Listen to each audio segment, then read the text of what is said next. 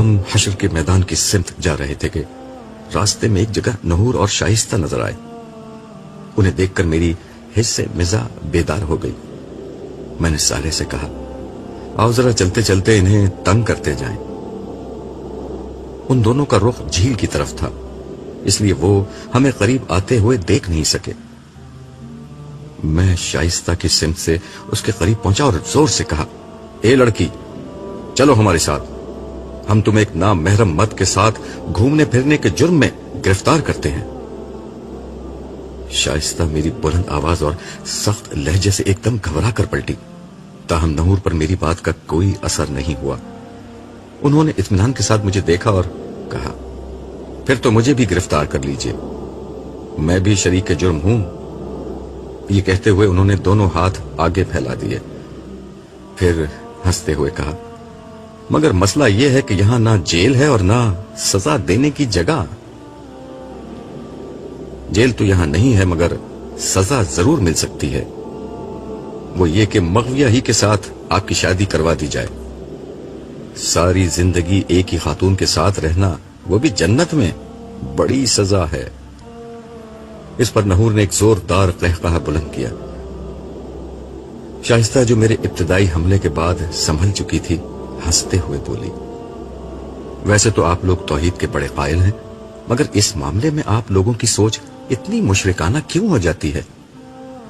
نحور نے چہرے پر مصنوعی سنجیدگی لاتے ہوئے کہا آپ کو معلوم ہے عبداللہ, مشرکوں کا انجام جہنم ہوتا ہے, اس لیے آئندہ آپ شائستہ کے سامنے ایسی مشرکانہ گفتگو مت کیجیے گا وگرنہ آپ کی خیر نہیں.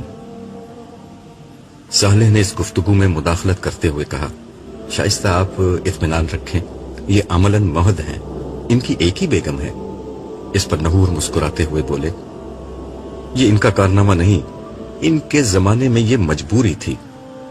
خیر چھوڑیں اسے, یہ بتائیے کہ آپ کی بیگم صاحبہ ہیں کہاں. میں ابھی تک سنجیدگی اختیار کرنے کے لیے تیار نہیں تھا. میں نے ان کی طرف شرارت آمیز انداز میں دیکھتے ہوئے کہا ہمیں بعض دوسرے بزرگوں کی طرح بیگمات کے ساتھ گھومنے کی فراغت میسر نہیں, لیکن دوسروں کی فراغت کو نظر لگانے کی فرصت ضرور میسر ہے. نحور نے اسی لب و لہجے میں ترکی ب ترکی جواب دیا ہم خوش ہونے والے لوگ ہیں, نظر لگانے والے ہرگز نہیں, مگر آپ نے مجھے تو نظر لگا دی ہے. پھر مزید وضاحت کرتے ہوئے بولے میرے پیغمبر یرمیہ نبی کو شہادت کے لیے بلایا گیا ہے. میں چونکہ ان کا قریبی ساتھی تھا اس لیے میرا وہاں موجود ہونا ضروری ہے. یہ آخری بات کہتے ہوئے ان کے چہرے پر سنجیدگی آ گئی تھی. آپ جا رہے ہیں؟ شائستہ نے پوچھا. ہاں, تم اپنے گھر والوں کے پاس چلی جاؤ, میں کچھ دیر تک ان معاملات میں مصروف رہوں گا. عبداللہ نے مجھے نظر جو لگا دی ہے. یہ کہہ کر وہ ان فرشتوں کے ساتھ روانہ ہو گئے جو انہیں لینے آئے تھے. انبیاء تو اپنی امتوں پر گواہی دے چکے, یہ یرمیہ نبی کی گواہی کس چیز کی ہو رہی ہے؟ میں نے صالح کی سمت دیکھتے ہوئے دریافت کیا. جن مجرموں نے ان کے ساتھ زیادتی کی تھی انہیں بھی ان کے انجام تک پہنچنا ہے. یہ گواہی اس سلسلے کی ہے. صالح نے جواب دیا. پھر ہم دونوں بھی حشر کی طرف روانہ ہو گئے. عرش کے سامنے یرمیہ نبی کے زمانے کے تمام یہود جمع تھے. ان کا زمانہ یہود کی تاریخ کا ایک اہم ترین دور تھا. یہود یا بنی اسرائیل حضرت ابراہیم کے چھوٹے صاحبزادے حضرت اسحاق اور ان کے بیٹے یعقوب کی اولاد میں سے تھے. حضرت یعقوب جن کا لقب اسرائیل تھا ان کے 12 بیٹے تھے. انہی کی اولاد کو بنی اسرائیل کہا گیا. ان 12 بیٹوں میں سب سے نمایاں حضرت یوسف تھے.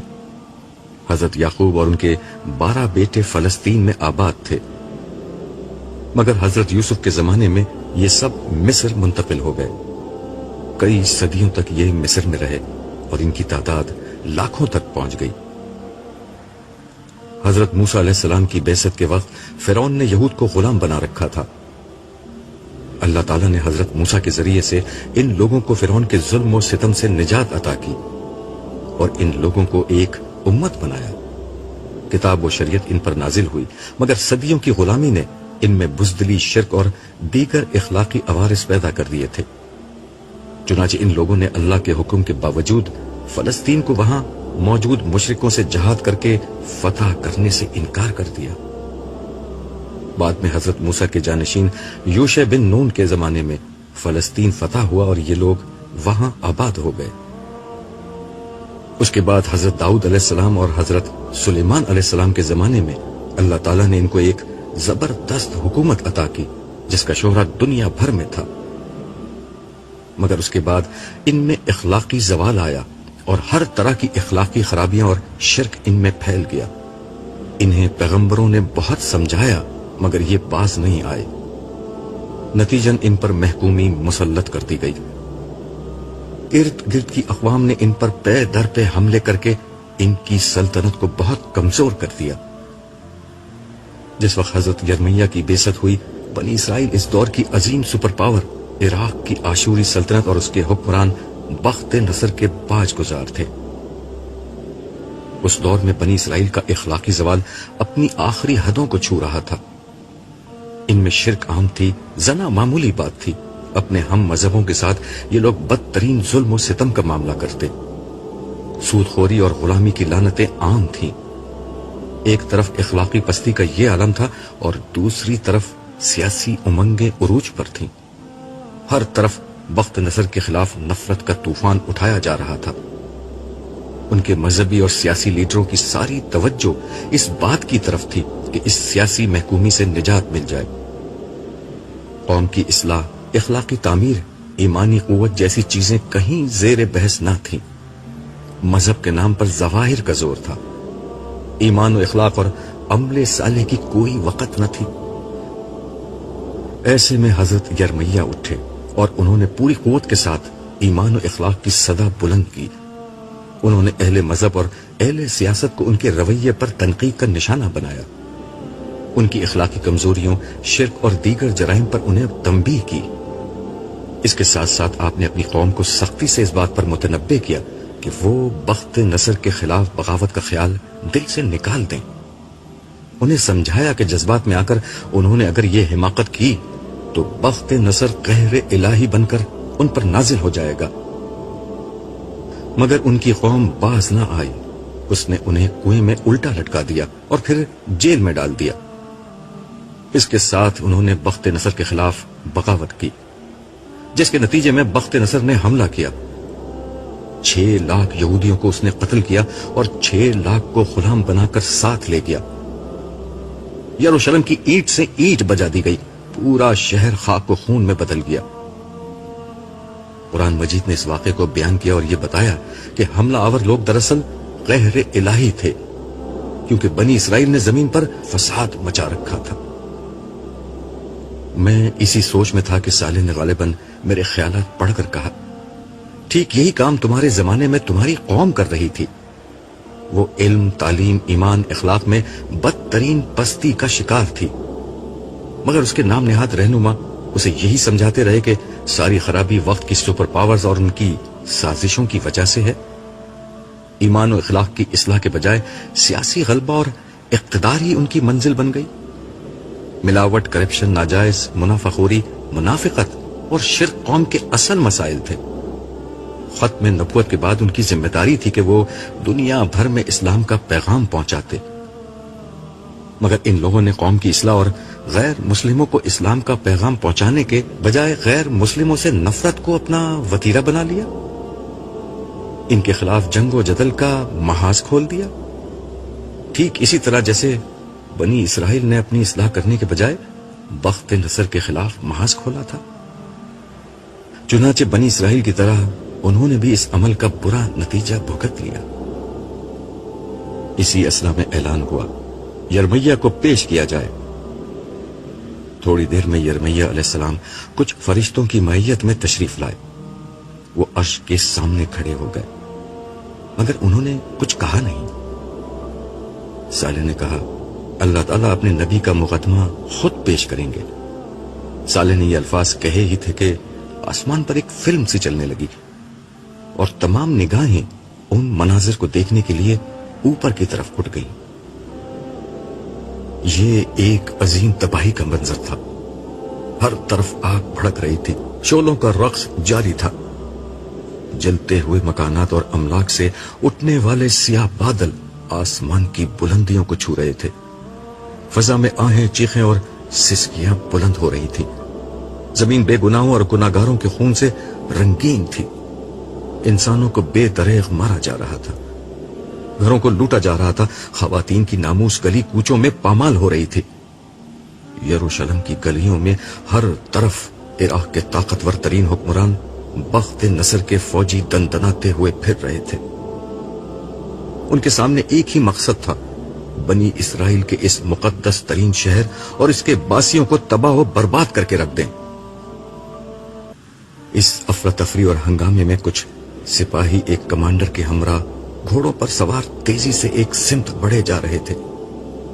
शहर के कोने में बने जेल खाने के करीब पहुंचकर वो रुके और अपने घोड़ों से उतरकर खड़े हो गए।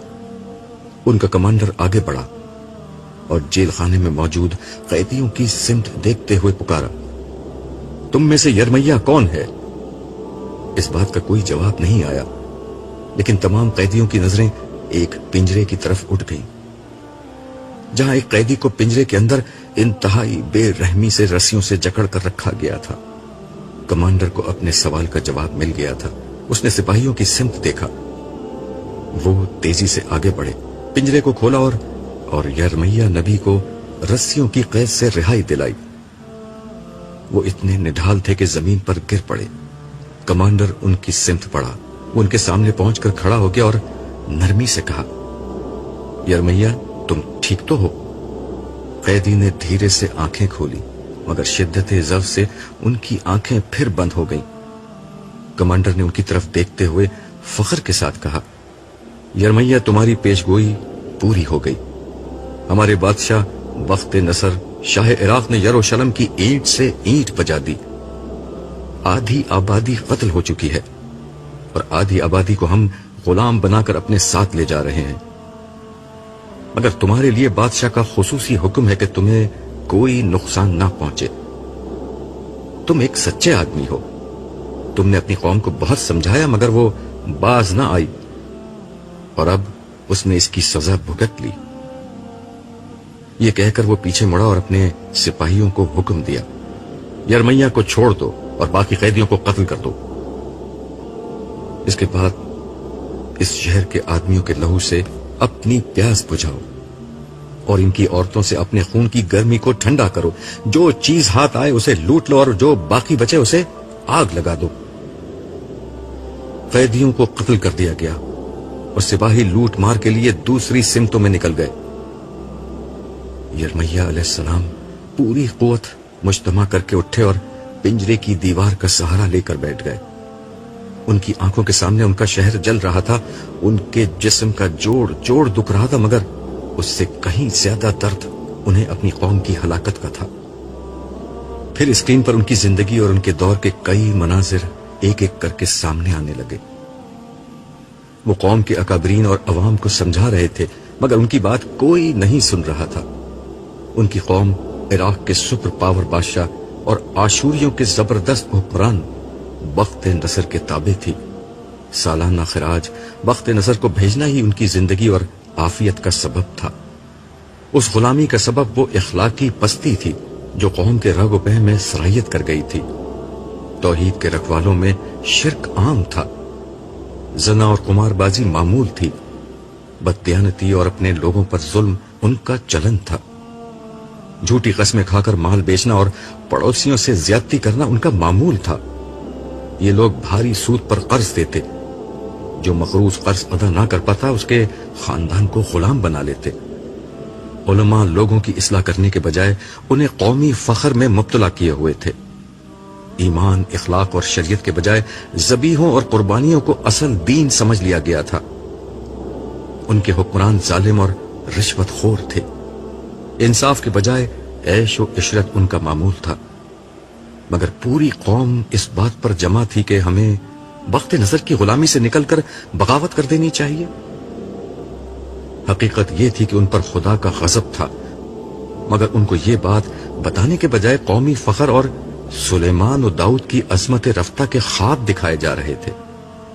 उन्हें इमामत आलम की दुहाई दी जा रही थी, हालांकि वो بدترین ایمانی اور اخلاقی انحطاط کا شکار تھے۔ پھر اسکرین پر وہ منظر سامنے آیا جب یرمیہ علیہ السلام پر وحی آئی کہ اپنی قوم کی اصلاح کرو، انہیں سیاست سے نکال کر ہدایت کی طرف لاؤ۔ ایک دفعہ سچی خدا پرستی پیدا ہو گئی تو سیاست میں بھی تم ہی غالب ہوگے۔ انہیں حکم تھا کہ وہ شادی کر کے گھر بسانے کے بجائے قوم کو آنے والی تباہی سے خبردار کریں، مگر جب یرمیہ علیہ السلام یہ پیغام لے کر اٹھے تو ہر طرف سے ان کی مخالفت شروع ہو گئی۔ خدا کے اس نبی نے اپنے زمانے کے عوام و خاص اہل مذہب اور اہل سیاست سب کو پکارا، مگر گنتی کے چند لوگوں کے سوا کسی نے ان کی بات نہ سنی۔ ان کی دعوت بالکل سادہ تھی، بخت نظر سے ٹکرانے کے بجائے اپنے ایمان و اخلاق کی اصلاح کرو۔ اسکرین پر سب سے زیادہ ڈرامائی منظر وہ تھا جب یرمیہ نبی بادشاہ کے دربار میں لکڑی کا جوا، ہل کا وہ حصہ جو جانوروں کو جوتنے کے لیے ان کے گلے پر ڈالا جاتا ہے، پہن کر پہنچ گئے تھے۔ یہ ان لوگوں کو سمجھانے کی آخری کوشش تھی کہ اس وقت تم پر لکڑی کا جوا ڈلا ہوا ہے، اسے توڑنے کی کوشش کرو گے تو لوہے کے جوے میں جکڑ دیے جاؤ گے۔ مگر درباریوں اور اہل علم نے ان کو بخت نظر کا ایجنٹ قرار دے دیا۔ بادشاہ نے آگے بڑھ کر لکڑی کا جوا تلوار سے کاٹ ڈالا۔ اس کے ساتھ ہی فیصلہ ہو گیا، اب ان کے گلے میں لوہے کی بیڑیاں ڈالی جائیں گی۔ اللہ کے اس نبی کو بخت نظر کا ایجنٹ قرار دے کر بطور سزا پہلے کنویں میں الٹا لٹکایا گیا اور پھر ایک پنجرے میں باندھ دیا گیا۔ بخت نظر کے خلاف بغاوت کر دی گئی۔ جواب میں بخت نظر عذاب الہی بن کر ٹوٹ پڑا۔ پھر اسکرین پر وہی پہلا منظر آ گیا جب عذاب کی بارش سے یروشلم نہا رہا تھا۔ یرمیہ علیہ السلام نے آنکھیں کھول کر ارد گرد پڑی بے گور و کفن لاشوں اور چاروں طرف رقصہ تباہی کے منظر پر ایک نظر ڈالی اور بلند آواز سے کہا، میں نے تم لوگوں کو کتنا سمجھایا، مگر تم نے سیاسی شعبدہ بازوں اور متعصب جاہل مذہبی لیڈروں کی پیروی کو پسند کیا۔ تم حق و باطل کے معاملے میں غیر جانبدار رہے، تم معاشرے کی خیر و شر اور خدائی احکام سے بے نیاز ہو کر زندگی گزارتے رہے۔ آخرکار اس کی سزا سامنے آ گئی۔ پھر یرمیہ نے آسمان کی طرف نظر اٹھائی اور دھیرے سے بولا، عدل کامل کا دن آئے گا، ضرور آئے گا، مگر کچھ انتظار کے بعد۔ اس کے ساتھ ہی منظر ختم ہو گیا۔ ایک زوردار ڈانٹ فضا میں بلند ہوئی۔ اللہ تعالیٰ کا غصہ اپنے عروج پر تھا۔ ان کے نبی کے ساتھ جو کچھ بنی اسرائیل نے کیا تھا، اس کی جو سزا بخت نظر کی صورت میں انہوں نے بھگتی تھی، وہ بہت معمولی تھی۔ اصل سزا کا وقت اب آیا تھا۔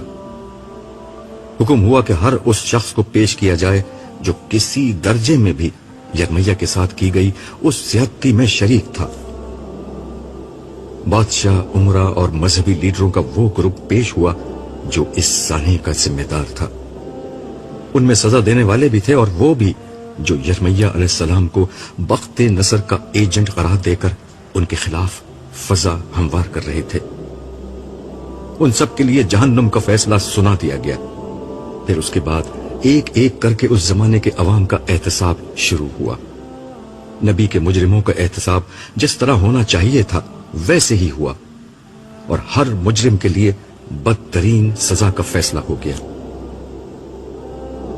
میں اس دفعہ حشر میں دیر تک کھڑا رہا اور لوگوں کا حساب کتاب دیکھتا رہا۔ سچی بات یہ ہے کہ اس سے قبل میں نے چند ہی لوگوں کا حساب کتاب دیکھا تھا، مگر اب اندازہ ہو رہا تھا کہ اللہ تعالیٰ انتہائی مکمل اور جامع حساب کر رہے ہیں۔ ہر شخص کے حالات، اس کے ماحول اور اس کی تربیت اور پرورش کے نتیجے میں بننے والی نفسیات کی روشنی میں اس کے اعمال کا جائزہ لیا جا رہا تھا۔ لوگوں نے رائی کے دانے کے برابر بھی عمل کیا تو وہ ان کی کتاب اعمال میں موجود تھا۔ ان کی نیت، محرکات اور اعمال، ہر چیز کو پرکھا جا رہا تھا۔ فرشتوں کا ریکارڈ، دیگر انسان اور در و دیوار، اور سب سے بڑھ کر انسان کے اپنے اعضاء گواہی میں پیش ہو رہے تھے۔ ان سب کی روشنی ہی میں کسی شخص کے ابدی مستقبل کا فیصلہ سنایا جاتا۔ یوں इंसान पर राई के दाने के बराबर भी जुल्म नहीं हो रहा था। जिसको मुआफ करने की जरा भी गुंजाइश होती उसे मुआफ कर दिया जाता। अल्लाह ताला के अदले कामिल और रहमत कामिल का ऐसा ज़हूर था कि अल्फाज इसे बयान करने से कासिर है। मैं इसी हाल में था कि सालेह ने मेरे कान में सरगोशी की। नाइमा बड़ी शिद्दत से तुम्हें ढूंढ रही है। खैरियत? मैंने दरियाफ्त किया। बड़ा दिलचस्प मामला है, बेहतर है तुम चले चलो। ये कहकर सालेह ने मेरा हाथ पकड़ा और थोड़ी ही देर में हम नाइमा के पास खड़े थे। मगर मुझे ये देखकर हैरत हुई कि नाइमा के साथ एक बहुत खूबसूरत परी पैकर लड़की खड़ी हुई थी। मैंने अपनी याददाश्त पर बहुत जोर डाला मगर मैं उसे पहचान ना सका। नाइमा ने खुद ही उसका तारुफ कराया। ये अमूरा है, इनका ताल्लुक हजरत नूह की उम्मत से है। ये मुझे यहीं पर मिली है। ये आखिरी नबी या उनके किसी नुमाया उम्मती से मिलने की ख्वाहिशमंद थी। नबी सल्लल्लाहु अलैहि वसल्लम तक तो मैं इन्हें नहीं ले जा सकती, अलबत्ता मैंने सोचा आपसे इन्हें मिलवा दूं। आखिर आप भी बड़े नुमाया लोगों में से हैं। ये कहकर वो अमूरा से मेरा तारुफ कराने लगी। इस तारुफ में जमीन और आसमान के जो कलाबे वो मिला सकती थी उसने मिलाए। मैंने बीच में मुदाखलत करके नाइमा को रोका और कहा, नाइमा मेरी बीवी है, इसी वजह से मेरे बारे में कुछ मुबालगा आमेज गुफ्तगू कर रही है। अलबत्ता उनकी ये बात ठीक है कि मैं आपको इस उम्मत के नुमाया लोगों बल्कि अपने नबी से भी मिलवा दूंगा। नाइमा को मेरी बात कुछ ज्यादा पसंद नहीं आई। वो झल्ला कर बोली, अगर मैं मुबालगा कर रही हूं तो बताएं, ये साले आपके साथ क्यों रहते हैं और ये आपको कहां कहां लेकर जाते हैं? मैंने झगड़ा खत्म करने के लिए कहा, अच्छा चलो मैंने हार मानी, लेकिन पहले अमूरा से तफसीली तारुफ तो हो लेने दो। अमूरा हंसते हुए बोली, इंसान हजारों बरस में भी नहीं बदले, बल्कि दोबारा जिंदा होकर भी वैसे ही हैं। आप दोनों वैसे ही झगड़ा कर रहे हैं जैसे मेरे अम्मा अब्बा करते थे। इनके अम्मा अब्बा से भी मेरी मुलाकात हुई है, नाइमा बीच में बोली।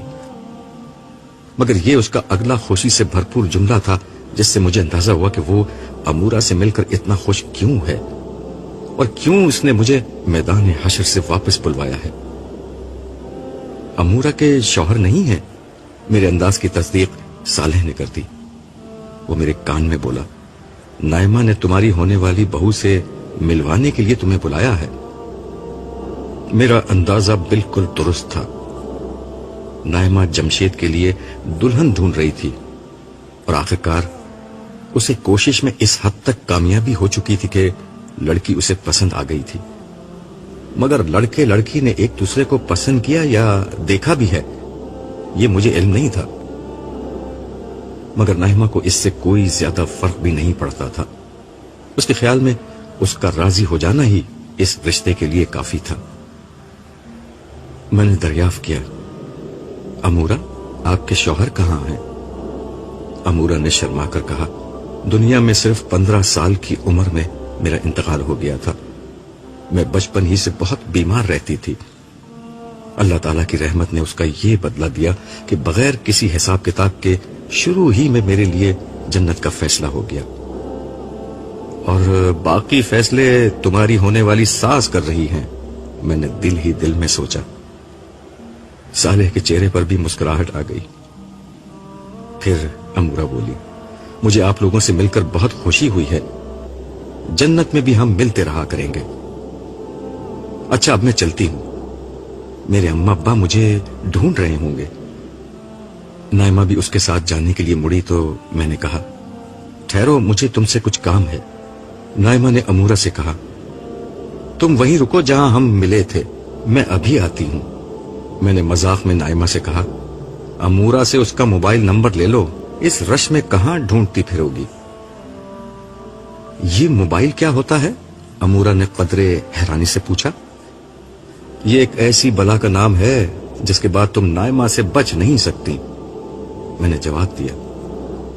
सालेह ने बीच में दखल देते हुए कहा, मेरा ख्याल है कि अमूरा अपनी मंजिल तक पहुंच नहीं सकेगी, मैं इसे पहुंचा कर आता हूं। امورا اور صالح کے جانے کے بعد میں نائمہ کو لے کر حوض کے کنارے ایک جگہ بیٹھ گیا. میں نے اس سے کہا, تمہیں معلوم ہے تم کیا کر رہی ہو؟ ہاں, میں نے جمشید کے لیے امورا کو پسند کیا ہے. مجھے معلوم ہے, مگر تمہیں معلوم ہے کہ تمہاری پسند سے کچھ نہیں ہوگا؟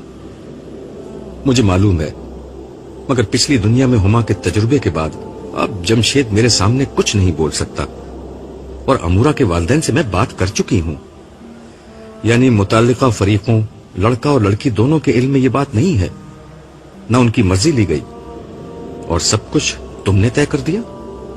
نائمہ, یہ دنیا نہیں ہے. ہم یہاں ماں باپ بس رسمی حیثیت رکھتے ہیں. یہاں وہی ہوگا جو ان لوگوں کی مرضی ہوگی. اس لیے اپنے دل میں کوئی امید باندھنے سے پہلے ان دونوں سے پوچھ لو, اور اگر انہوں نے انکار کر دیا تو اور بہت لڑکیاں ہیں. آج کسی چیز کی کمی نہیں, تم اس معاملے میں بے فکر ہو جاؤ. نائمہ خاموش ہو گئی, مگر اس کا ذہن ابھی تک اپنی بہو میں الجھا ہوا تھا. میں نے اسے دیکھتے ہوئے کہا, نائمہ, ہمیں پہلی دفعہ یہاں تنہائی میسر آئی ہے. تم کچھ دیر کے لیے اپنی مادرانہ شفقت کو کونے میں رکھ دو اور یہ دیکھو کہ یہاں کتنا اچھا ماحول ہے.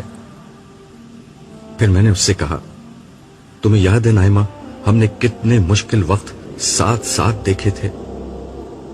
خدا کا پیغام اس کے بندوں تک پہنچانے کے لیے میں نے اپنی زندگی لگا دی, اپنا کیریئر, اپنی جوانی, اپنا ہر سانس اسی کام کے لیے وقف کر دیا. مگر دیکھو نائمہ, میں نے جو سودا کیا تھا اس میں کوئی خسارہ نہیں ہوا. میں تم سے دنیا میں کہا کرتا تھا نا کہ جو خدا کے ساتھ سودا کرتا ہے وہ کبھی گھاٹا نہیں اٹھاتا. دیکھو, ہم ہر خسارے سے بچ گئے. کتنی شاندار کامیابی ہمیں نصیب ہوئی ہے. ہم جیت گئے نائمہ, ہم جیت گئے. اب زندگی ہے موت ختم, اب جوانی ہے بڑھاپا ختم, اب صحت ہے بیماری ختم, اب امیری ہے غربت ختم, اب ہمیشہ رہنے والی خوشیاں ہیں اور سارے دکھ ختم. مجھے تو اب کوئی دکھ یاد بھی نہیں آ رہا. ہاں, آج کسی جنتی کو نہ دنیا کا کوئی دکھ یاد ہے اور نہ کسی جہنمی کو دنیا کا کوئی سکھ یاد ہے. دنیا تو بس ایک خیال تھی, خواب تھا, افسانہ تھا, سراب تھا. حقیقت تو اب شروع ہوئی ہے, زندگی تو اب شروع ہوئی ہے. ذرا سامنے دیکھیے, سما بدل رہا ہے. میں نے اس کے کہنے سے توجہ کی تو احساس ہوا کہ واقعی اب شام ڈھلنے کے بالکل قریب ہو چکی ہے. اب مغرب کے جھٹپٹے کا سا وقت ہو رہا تھا. مجھے احساس ہوا کہ یہ تبدیلی کسی اہم بات کا پیش خیمہ ہے. پیچھے سے ایک آواز آئی.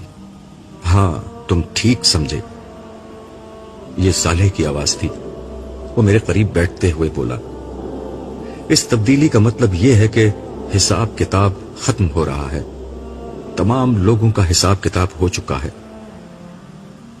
پہلے یہ بتاؤ, تم امورا کو چھوڑ کر کہاں رہ گئے تھے؟ تم نہ پانی پینے جا سکتے ہو, نہ بیت الخلا جانا تمہارے لیے ممکن ہے. پھر تم تھے کہاں؟ میں امسائل کے ساتھ تھا. اس کے ساتھ ہی امسائل پیچھے سے نکل کر سلام کرتا ہوا سامنے آ کر کھڑا ہو گیا. یہ میرے الٹے ہاتھ کا فرشتہ تھا. میں نے سلام کا جواب دیا اور ہنستے ہوئے صالح سے دریافت کیا, ان کی وجہ نزول؟ حساب کتاب ختم ہو چکا, اب تمہیں پیش ہونا ہے. ہم دونوں مل کر تمہیں اللہ تعالیٰ کے حضور پیش کریں گے. پیشی کا سن کر مجھے پہلی دفعہ گھبراہٹ ہوئی. میں نے گھبرا کر سوال کیا, حساب اتنی جلدی کیسے ختم ہو گیا؟ میں تمہیں پہلے بتا چکا ہوں کہ یہاں وقت بہت تیزی سے گزر رہا ہے اور حشر میں وقت بہت آہستہ. اس لیے جتنا عرصہ تم یہاں رہے ہو اتنے عرصے میں وہاں حساب کتاب ختم ہو چکا. وہاں میرے پیچھے کیا ہوا تھا؟ تمام امتوں کا جب عمومی حساب کتاب ہو گیا تو میدان حشر میں صرف وہ لوگ رہ گئے جو ایمان والے تھے, مگر ان کے گناہوں کی کثرت کی بنا پر انہیں روک لیا گیا تھا. آخرکار حضور کی درخواست پر ان کا بھی حساب ہو گیا. اب آخر میں سارے انبیاء اور شہداء پیش ہوں گے۔ کیا شہید وہ لوگ ہیں جو اللہ کی راہ میں قتل ہوئے؟ نائمہ نے صالح سے سوال کیا۔ نہیں، یہ وہ شہداء نہیں، وہ بھی بڑے اعلیٰ اجر کے حقدار ہوئے ہیں، مگر یہ شہداء حق کی گواہی دینے والے لوگ ہیں، یعنی انہوں نے انسانیت پر اللہ کے دین کی گواہی کے لیے اپنی زندگی وقف کر دی تھی۔ یہی وہ لوگ ہیں جنہوں نے انبیاء کے بعد ان کی دعوت کو آگے پہنچایا۔ کیا ان کا بھی حساب ہوگا؟ میں نے سوال کیا، کیونکہ مجھ پر حساب کے تصور سے گھبراہٹ طاری تھی۔ نہیں، بس بارگاہ ربوبیت میں ان کی پیشی ہوگی اور ان کی نجات کا اعلان ہوگا، لیکن اللہ تعالیٰ رب العالمین اور مالک کل ہیں، وہ جب چاہیں جس کا چاہیں حساب کر سکتے ہیں، کوئی بھی ان کو روک نہیں سکتا۔ میں خدا کے اختیار کا بیان کر رہا ہوں، یہ نہیں کہہ رہا کہ اللہ تعالیٰ یہ کریں گے۔ دراصل اب جنت و جہنم میں داخلے کا وقت آ رہا ہے، چنانچہ اب اہل جنت اور اہل جہنم سب کو میدان حشر میں جمع کر دیا جائے گا۔ ان سب کے سامنے انبیاء اور شہداء کی کامیابی کا اعلان ہوگا، پھر گروہ در گروہ وہ نیک و بد لوگوں کو جنت و جہنم میں بھیجا جائے گا، جس کے بعد ختم نہ ہونے والی زندگی شروع ہو جائے گی۔